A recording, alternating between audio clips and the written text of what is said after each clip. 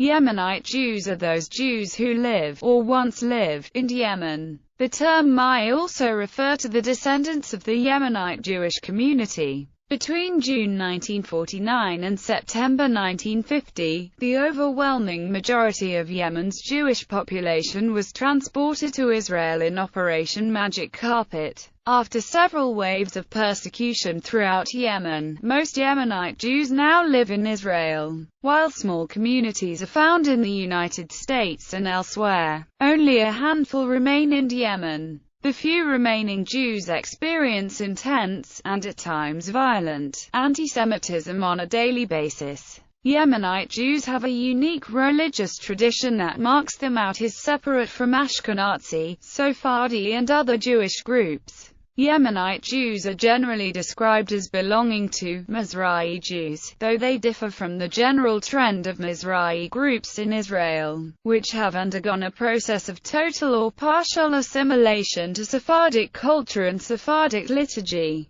Family pedigrees. Some Jewish families have preserved traditions relating to their tribal affiliation, based on partial genealogical records passed down generation after generation. In Yemen, for example, some Jews trace their lineage to Judah, others to Benjamin, while yet others to Levi and Reuben. Of particular interest is one distinguished Jewish family of Yemen who traced their lineage to Bani, one of the sons of Peretz, the son of Judah. Early history. There are numerous accounts and legends concerning the arrival of Jews in various regions in southern Arabia. One legend suggests that King Solomon sent Jewish merchant marines to Yemen to prospect for gold and silver with which to adorn his temple in Jerusalem in 1881. The French vice-consulate in Yemen wrote to the leaders of the alliance in France that he read in a book by the Arab historian Abu al-Fada that the Jews of Yemen settled in the area in 1451 BCE. Another legend says that Yemeni tribes converted to Judaism after the Queen of Sheba's visit to King Solomon. The Sanite Jews have a legend that their ancestors settled in Yemen 42 years before the destruction of the First Temple. It is said that under the prophet Jeremiah some 75,000 Jews, including priests and Levites, traveled to Yemen. Another legend states that when Ezra commanded the Jews to return to Jerusalem they disobeyed, whereupon he pronounced a ban upon them. According to this legend, as a punishment for this hasty action Ezra was denied burial in Israel. As a result of this local tradition, which cannot be validated historically, it is said that no Jew of Yemen gives the name of Ezra to a child, although all other biblical appellatives are used. The Yemenite Jews claim that Ezra cursed them to be a poor people for not heeding his call. This seems to have come true in the eyes of some Yemenites, as Yemen is extremely poor. However, some Yemenite sages in Israel today emphatically reject this story as myth, if not outright blasphemy.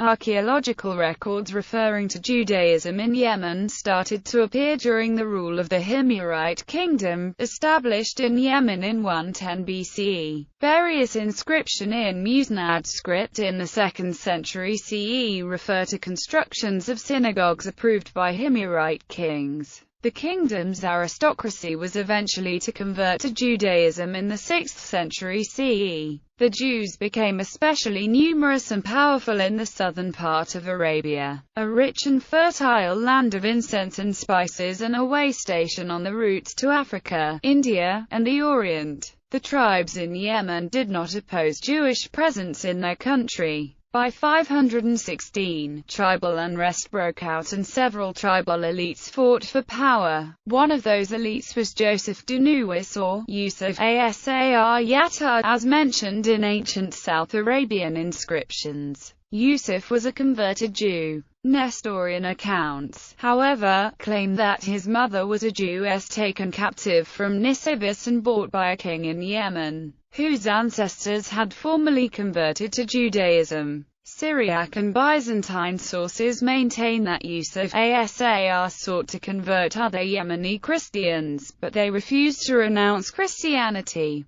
some scholars think is unlikely because Judaism is not missionary in nature, and it is believed that Syriac sources reflected a great deal of hatred toward Jews. In 2009, a BBC broadcast defended a claim that Yusuf Asar offered villagers the choice between conversion to Judaism or death and then massacred 20,000 Christians. The program's producers stated that the production team spoke to many historians over 18 months, among them Nigel Groom, who was our consultant, and Professor Abdul Rahman Al-Ansari, former professor of archaeology at the King Saud University in Riyadh. Inscriptions attributed to Yusuf Asar himself show the great pride he expressed after killing more than 22,000 Christians in Afar and Najran. According to JAMA, Sabian inscriptions reveal that the combined war booty from campaigns waged against the Abyssinians in Ofar, the fighters in Azaran, Rakban, Farasan, Muwan, and the fighters and military units in Najran, amounted to 12,500 war trophies, 11,000 captives and 290,000 camels and bovines and sheep.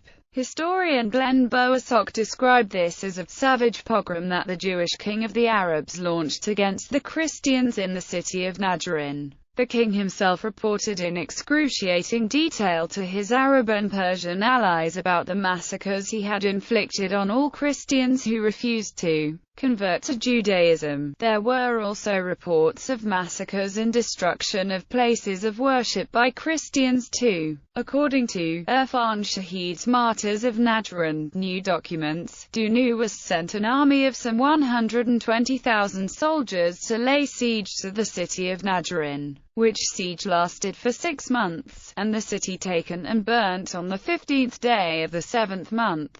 The city had revolted against the king and they refused to deliver it up unto the king. About 300 of the city's inhabitants surrendered to the king's forces, under the assurances of an oath that no harm would come to them, and these were later bound, while those remaining in the city were burnt alive within the church.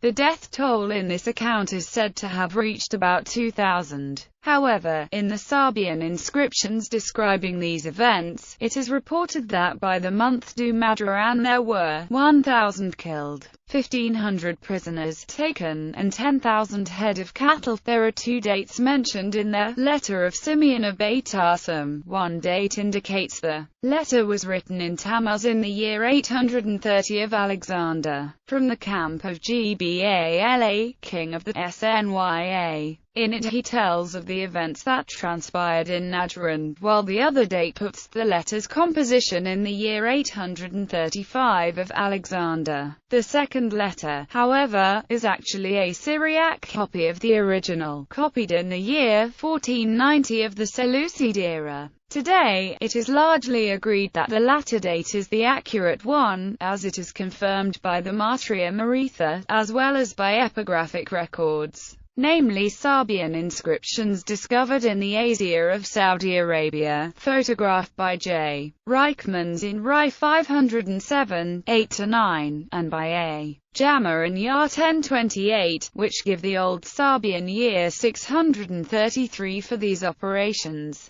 Jacques Reichmans, who deciphered these inscriptions, writes in his La Persecution des Chrétiens Himyarites that Sarah Yakbal Yazan was both the tribal chief and the lieutenant of Yusuf Asar at the time of the military campaign, and that he was sent out by the king to take the city of Najran, while the king watched for a possible Abyssinian-Ethiopian incursion along the coastal plains of Yemen near Mocha and the strait known as Bab al-Mandeb. It is to be noted that the Ethiopian church in Afar, which had been built by the king of Yemen some years earlier, and another church built by him in Aden, had been seen by Constantius II during the embassage to the land of the Emirates in circa 340 CE. This church was set on fire and razed to the ground, and its Abyssinian inhabitants killed. Later, foreigners living in Hadramaut were also put to death before the king's army advanced to Najran in the far north and took it. Byzantine Emperor Justin I sent a fleet to Yemen and Joseph Dunuis was killed in battle in 525 CE. The persecutions ceased, and the western coasts of Yemen became a tributary state until Himyarite nobility managed to regain power. There are also several historical works which suggest that a Jewish kingdom existed in what is now Yemen during pre-Islamic late antiquity. In Yemen, several inscriptions dating back to the 4th and 5th centuries CE have been found in Hebrew and Sabian praising the ruling house in Jewish terms for helping and empowering the people of Israel. In Beit al-Adair, a village situated near Tanim, Professor Walter Muller also discovered in the central mosque of the village an important Judeo-Emirite inscription showing a partial list of the 24 priestly wards described in I Chronicles chapter 24, which said inscription happened to be engraved upon a column believed to have formerly belonged to a synagogue. Yet, even here, part of the inscription was embedded in the ground belonging to the mosque. The inscription is believed to date back to the 4th century CE, and attests to the antiquity of the Jews in that area. To that same period belongs another bilingual Sabian Hebrew inscription, which Professor Giovanni Garbini of Naples discovered in 1970. The inscription is found on a column in Beit al-Aswal near Afar, Dhofar, and shows, interposed on an earlier writing, the words,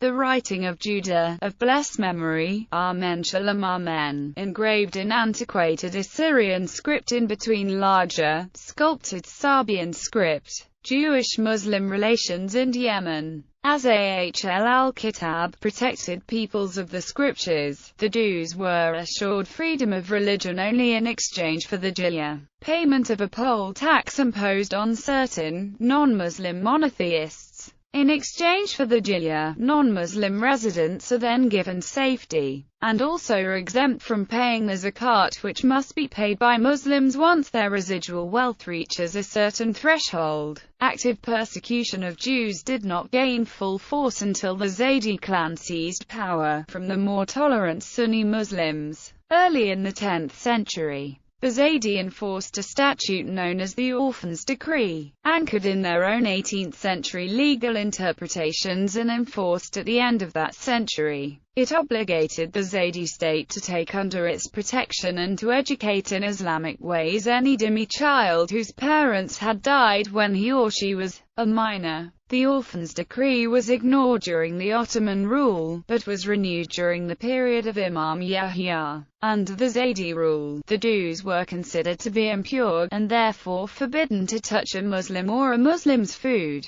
They were obligated to humble themselves before a Muslim, to walk to the left side, and greet him first. They could not build houses higher than a Muslim's, or ride a camel or horse, and when riding on a mule or a donkey, they had to sit sideways. Upon entering the Muslim quarter, a Jew had to take off his footgear and walk barefoot. If attacked with stones or fists by youth, a Jew was not allowed to fight them. In such situations he had the option of fleeing or seeking intervention by a merciful Muslim passerby. Yemenite Jews also experienced violent persecution at times. In the 12th century, the Yemenite ruler, Abd al-Nabi ibn Mahdi, left Jews with the choice between conversion to Islam or martyrdom. While a popular local Yemenite Jewish preacher called Jews to choose martyrdom, Maimonides sent what is known by the name Igarat to man, requesting that they remain faithful to their religion, but if at all possible, not to cast affronts before their antagonists.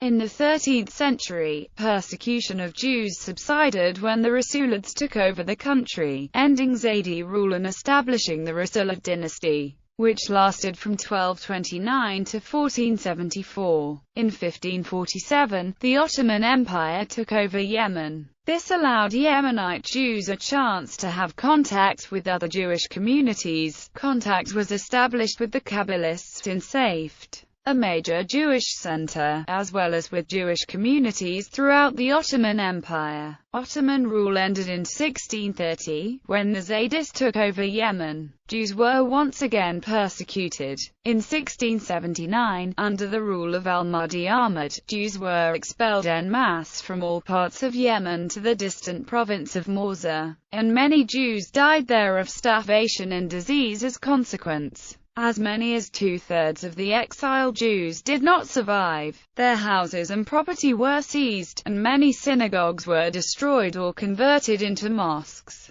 This event was later known as the Morzan exile, and it is recalled in many writings of the Yemenite Jewish rabbi and poet Shalom Shabazi, who experienced it himself. About a year after the expulsion, the survivors were allowed to return for economic reasons. Jews were the majority of craftsmen and artisans, and thus a vital asset in the country's economy. However, they were not allowed to return to their former homes and found that most of their religious articles had been destroyed. They were instead resettled in special Jewish quarters outside the cities. The Jews of Yemen had expertise in a wide range of trades normally avoided by Zaydi Muslims. Trades such as silversmithing, blacksmiths, repairing weapons and tools, weaving, pottery, masonry, carpentry, shoemaking, and tailoring were occupations that were exclusively taken by Jews. The division of labor created a sort of covenant, based on mutual economic and social dependency, between the Zaydi Muslim population and the Jews of Yemen.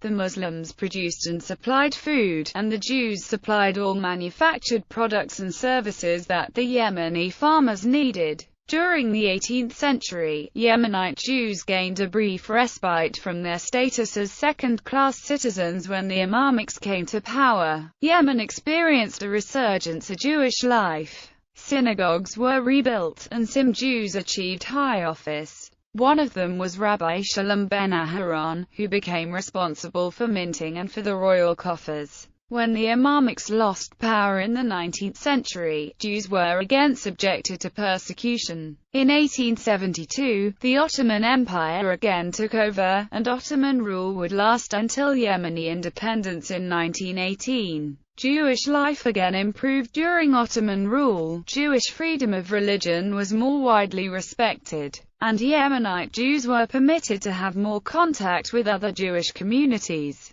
Chronology of events. Places of settlement in Yemen. In the years preceding their immigration to Israel, Yemenite Jews lived principally in Sana'a, with the largest Jewish population and 28 synagogues, followed by Radat, with the second largest Jewish population and 9 synagogues. Sada, Damar, Aden, and in more than 1,200 villages scattered across Yemen. Other significant Jewish communities in Yemen were based in the south-central highlands in the cities of Tais, Badan, and other cities and towns in the Sharab region. Many other Jewish towns and villages in Yemen were long since abandoned by their Jewish inhabitants. Yemenite Jews were chiefly artisans, including gold, silver and blacksmiths in the Sana'a area, and coffee merchants in the south-central highland areas. 19th century Yemenite Messianic movements. During this period, Messianic expectations were very intense among the Jews of Yemen. The 3 pseudo-messiahs of this period, and their years of activity, are Shuk Q Hailai, Shuk Q Hail II,